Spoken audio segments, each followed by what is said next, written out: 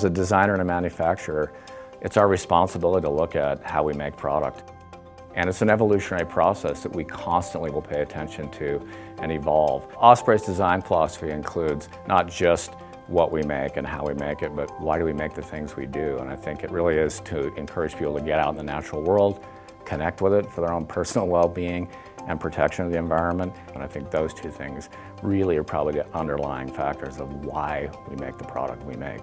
So the concept really for us in the product is to the most functional, the most durable. You want it to feel classic and timeless. Really what you make your product out of has the most impact in terms of environmental impact. So we use high quality, durable, recycled materials, which means you're using about a 50% less carbon footprint by recycling material rather than using virgin petroleum. The second issue is chemistry. All kinds of things from water repellents to dyes. So we've adopted a blue sign restricted substance list, which promotes using the safest chemistry for the environment and you, the consumer.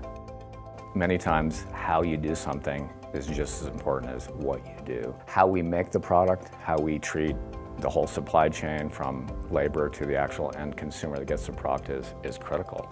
So we have put in a world-class factory code of conduct. This code of conduct talks about appropriate minimum wage for the countries they're in, maximum work week, health and safety, the right to unionize or gather together. And we have a third-party auditor called We Ethic that goes around to make sure that the code of conduct is being adhered to. And that's just as important as the quality of the product you make is how you treat the people in the supply chain.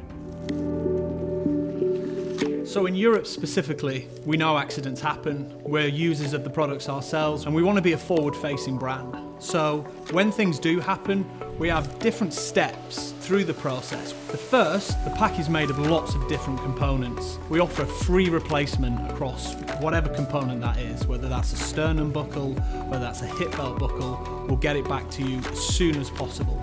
If we do have packs back to us, we take a very kind of simple ideology, which is a repair before we replace. And we actually have 3 kind of touch points in Europe where we have a dedicated repair service. We're actually pretty proud as well. We usually have about a 24-hour turnaround on that.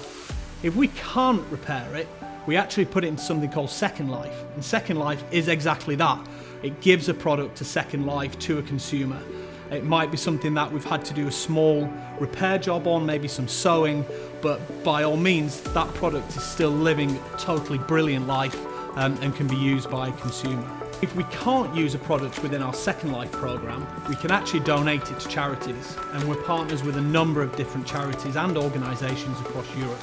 So anything from a children's charity into maybe a mental health charity like Rock to Recovery. IOCA is an organisation we've been involved with. A specific was cleaning the Alps. So charity is a big part of how we can reuse packs that come back to us. If we can't even do that, then we can recycle the product. We'd strip everything off it and recirculate the maximum amount we can.